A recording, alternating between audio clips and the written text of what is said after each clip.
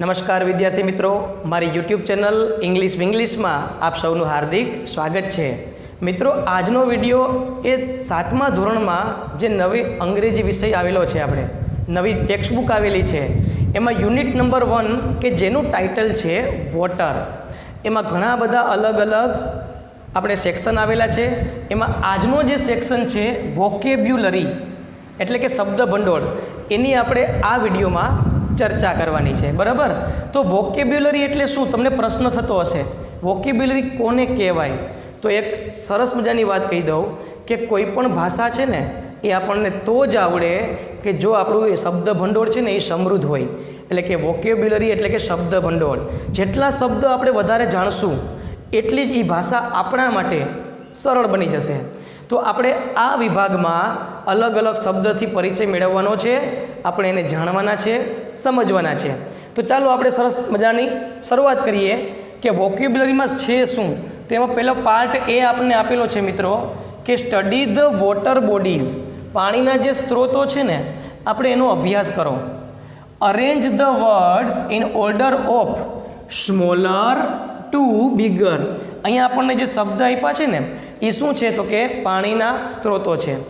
આપણે એને નાનાથી મોટા ક્રમમાં ગોઠવવાના છે. આટલું ક્લિયર છે? ઓકે, તો આપણે પહેલાંનો અર્થ જાણીએ પછી ગોઠવીએ. તો ઓશન એટલે શું થાય ખબર છે? તો કે દરિયો, સાગર, સમુદ્ર. બરાબર? રિવર એટલે કે નદી, પોન્ડ એટલે કે તળાવ, લેક એટલે કે સરોવર, સ્ટ્રીમ એટલે કે ઝરણું, અને ફોલ એટલે કે ધોધ. તો આ બધા છે ને એ પાણીના સ્ત્રોત છે. હવે આપણે કરવાનું શું છે આમાં? તો કે ગોઠવવાના છે. હવે મિત્રો એક બીજી વાત કહું, પોન્ડ અને લેક, ઘણાને એમ થાય છે કે બંનેનો અર્થ તળાવ થાય, પણ આ વસ્તુ ખોટી છે.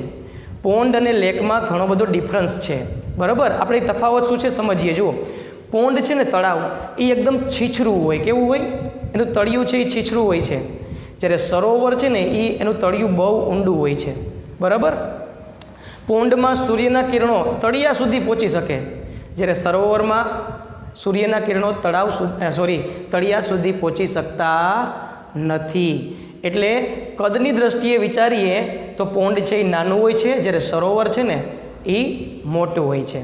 તો હવે આપણે આ બધાને એના ક્રમમાં નાનાથી મોટા તરફ ક્રમમાં આપણે ગોઠવવાના છે. તો ચાલો, સૌથી નાનામાં નાનું શું? તો જવાબ મળશે તળાવ. બરાબર? એનાથી મોટું, તો એનાથી મોટું છે ને મિત્રો ઝરણું આવે. શું આવે? ઝરણું. એનાથી મોટામાં તમે જાશો તો ધોધ આવશે એટલે કે ફોલ.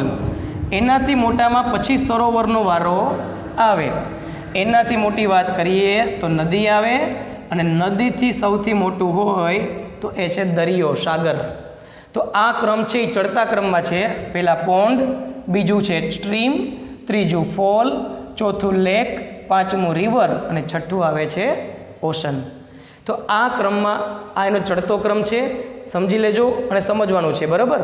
દરેક શબ્દ આપણને ખબર હોવી જોઈએ. તો ત્યાર પછી હવે એક્ટિવિટી બી, એમાં શું કહેવા માગે? જુઓ કે select the appropriate word. Appropriate એટલે શું ખબર? યોગ્ય. From the brackets. બ્રેકેટ્સ એટલે કાઉન્સ. કાઉન્સમાં આપેલા શબ્દનો યોગ્ય ઉપયોગ કરી and write below the picture. અને ચિત્રની નીચે તમારે એ શબ્દ લખવાના છે. તો આ શબ્દના અર્થ આપણને પહેલાં આવડવા તો જોઈએ ને, પહેલાં એ સમજી લઈએ પછી લખીએ. તો આ ગ્લેશિયર કોને કહેવાય ખબર છે? એનું શુદ્ધ ગુજરાતી થાય હિમ નદી. ગ્લેશિયરનો અર્થ થાય હિમ નદી. જે બરફ છે ને એ પીગળી અને ધીમે ધીમે પાણીનો પ્રવાહ વધતો જાય છે. બરાબર? તો એને કહેવામાં આવે છે હિમ નદી. તેના પછીનો શબ્દ છે ડ્રોટ. ડ્રોટને કહેવાય છે મિત્રો દુષ્કાળ. પછી આવે છે ફ્લડ એટલે પૂર. વેટનો અર્થ થાય ભીનું, અને ડ્રાય એટલે સૂકું. તો આ દરેક શબ્દ જુઓ, વોકેબ્યુલરીનો ફાયદો જ આ છે. આપણને કેટલા બધા શબ્દ નવા નવા શીખવા મળ્યા. બરાબર? હવે આપણે શું કરવાનું છે તો કે નીચે આપણને 4 ચિત્ર આપેલા છે. આપણે એ ચિત્ર જોઈ નક્કી કરવાનું છે કે આમાંથી કયો શબ્દ એને લાગુ પડે. ચાલો, તો આપણે હવે ચિત્ર તરફ આગળ વધીએ. બરાબર? તો તો અહીંયા તમે જોશો ને મિત્રો, તો એક ભાઈ ઊભા છે અડધા પાણીમાં. એનો અર્થ શું થાય? એ કંઈ નાવા નથી પડ્યા, પણ પૂરમાં એનું ઘર પણ અડધું ડૂબી ગયેલું છે. જુઓ, બરાબર. તો આ પૂરનું ચિત્ર છે. તો અહીંયા હું કયો શબ્દ લખીશ પૂર માટે? ફ્લડ. શું આવશે? ફ્લડ. બરાબર. અહીંયા તમે જોશો તો જમીન છે એકદમ ફાટી ગઈ છે. હવે આવું ક્યારે બને ખબર છે? જ્યારે વરસાદ ન પડે ને ત્યારે જમીન છે એકદમ સુકાઈ જાય, શુષ્ક બની જાય, તો એને કહેવાય છે દુષ્કાળ.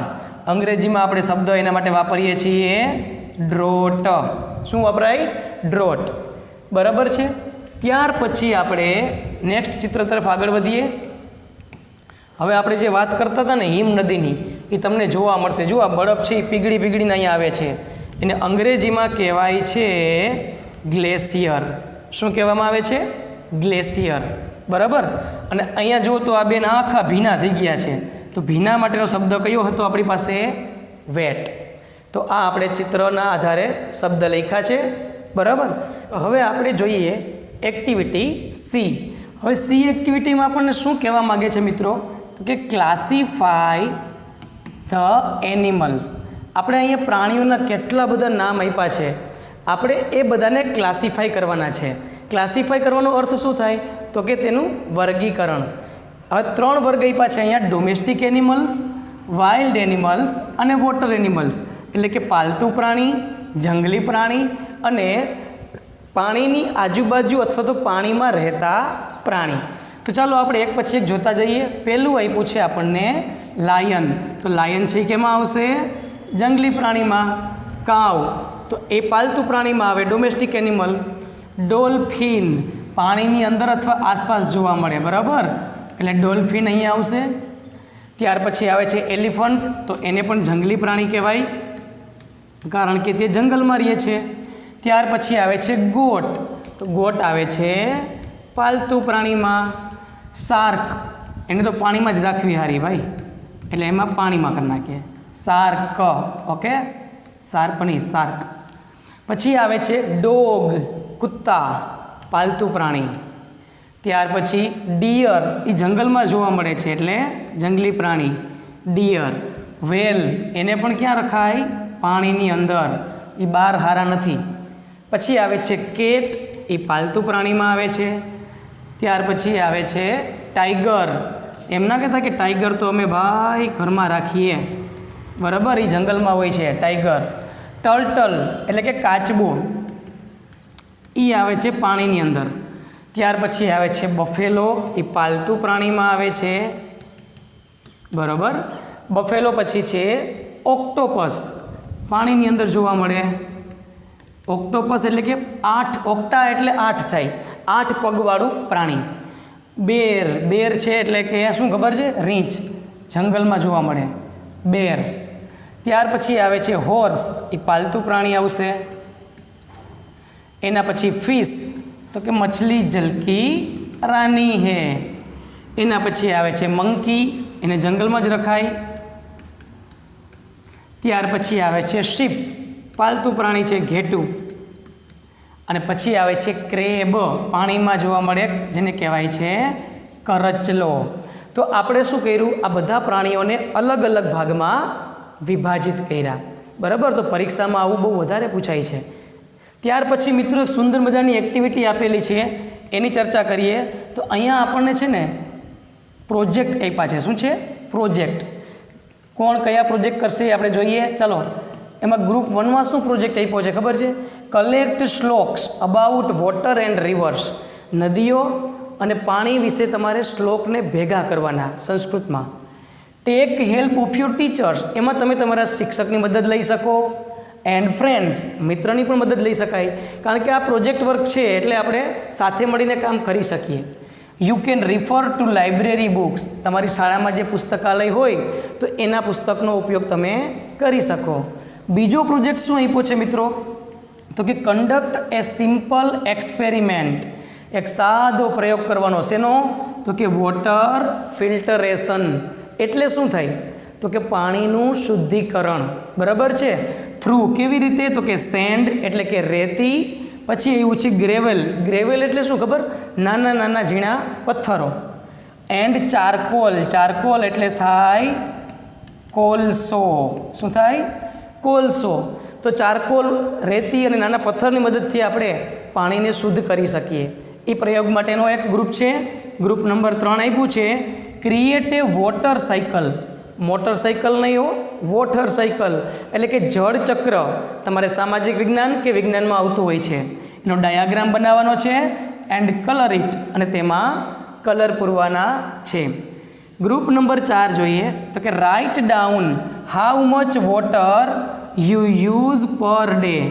કે તમારે એક ટેબલ બનાવવાનું છે, એમાં લખવાનું કે તમે ડેઇલી કેટલા લીટર પાણીનો ઉપયોગ કરો છો. કમ્પેર ઇટ, પછી એની સરખામણી કોની સાથે કરવાની છે?